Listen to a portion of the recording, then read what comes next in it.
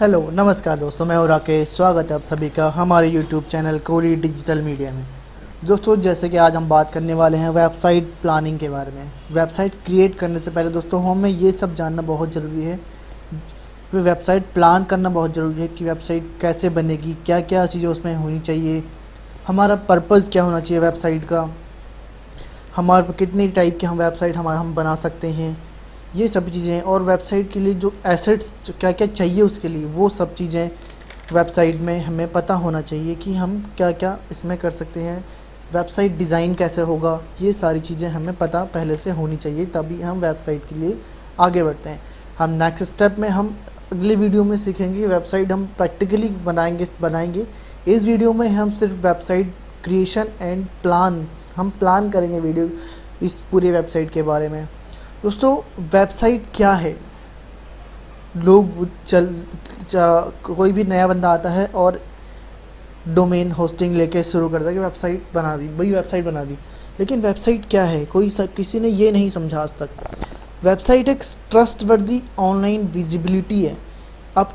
चाहे आपका आप कोई प्रोडक्ट सेल कर रहे हो या आप कोई सर्विस दे रहे हो, ये आपके ऑडियंस को एक, या आपका ऑडियंस क्लाइंट हो या कस्टमर हो, वो आपके ऑडियंस क्लाइंट या सर्विस जो कस्टमर है उसको एक बाइंग ट्रस्ट देता, बाइंग कॉन्फिडेंस आता है उसमें, उसको कॉन्फिडेंस दिलाता है कि हाँ, अगर एक बाइंग डिसीजन लेने की शक्ति देता है, ये ताकत देता है कि हाँ, ये इसका ऑनलाइन बिजनेस चल रहा है, तभी आपको लोग ट्रस्ट बढ़ता है। अगर आप ऑनलाइन विजिबिलिटी नहीं होती है आज के टाइम पे, तो आपका इतनी जल्दी कोई आप पे ट्रस्ट नहीं करता है।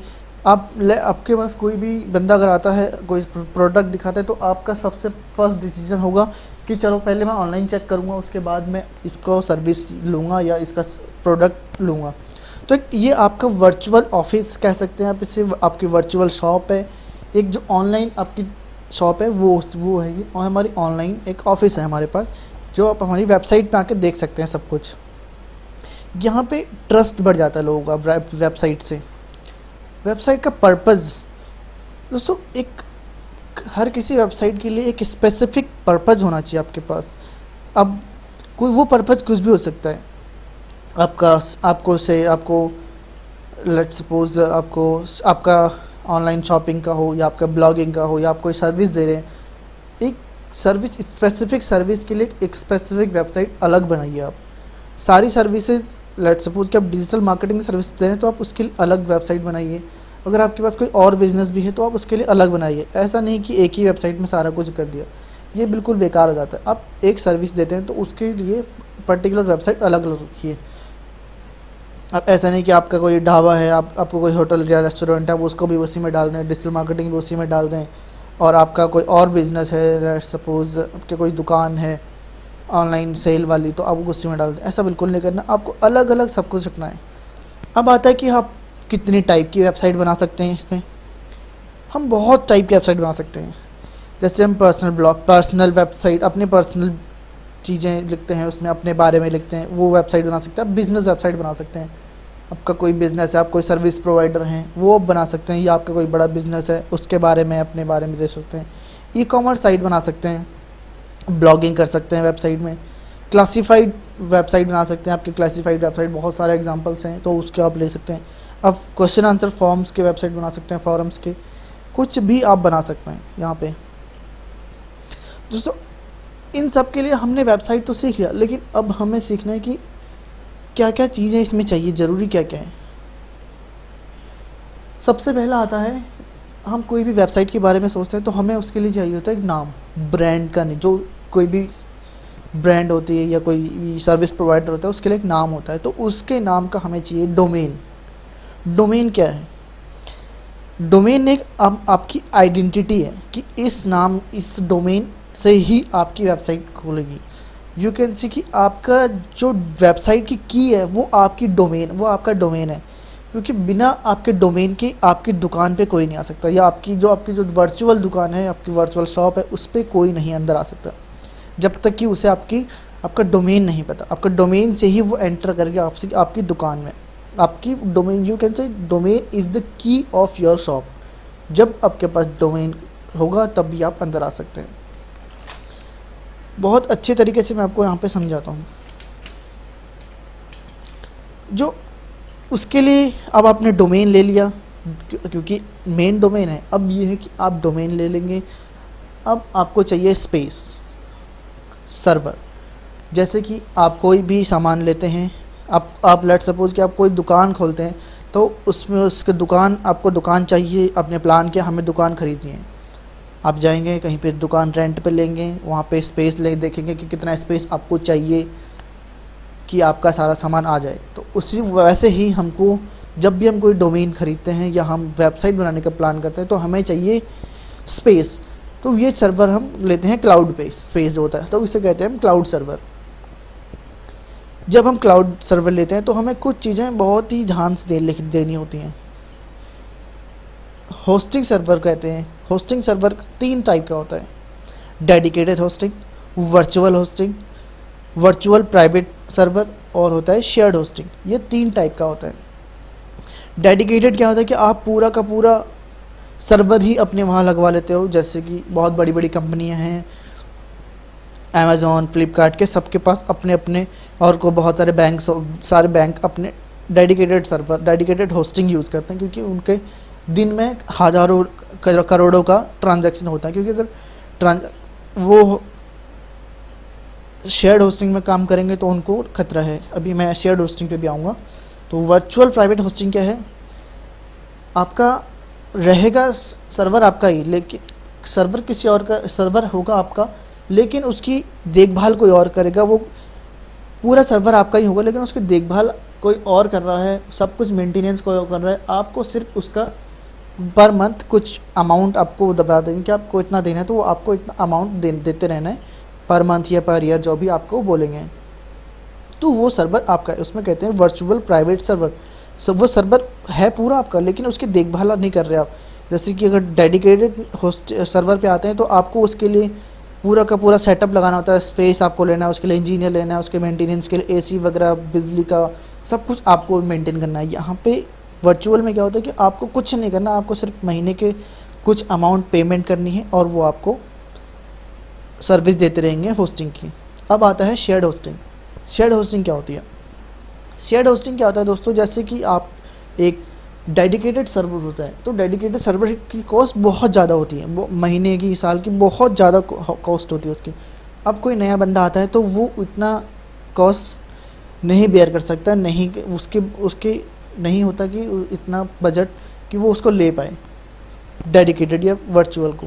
तो इसलिए लोग करते हैं कि एक ही होस्टिंग लेके उसको छोटे छोटे शेयर्ड होस्टिंग में कर देते हैं कि सारा छोटा छोटा पार्ट, एक छोटी सी जगह चाहिए हमें। एक बड़ी दुकान है तो हमें छोटा सा कोना चाहिए, उसके एक एक कोना सब ले लेते हैं और उसी प्रकार से सभी को शेयर्ड होस्टिंग में मिल जाता है। तो इसका फ़ायदा ये है कि आपको होस्टिंग बहुत सस्ते मिल जाती है, क्योंकि आपकी नीड वहाँ कम है। अभी आप स्टार्टिंग में हैं तो आपकी नीड कम है, आपके पास डेटा कम है, तो उस हिसाब से आप अपना डाटा वहाँ से शेयर करके ले सकते हैं। लेकिन इसके नुकसान भी हैं। अगर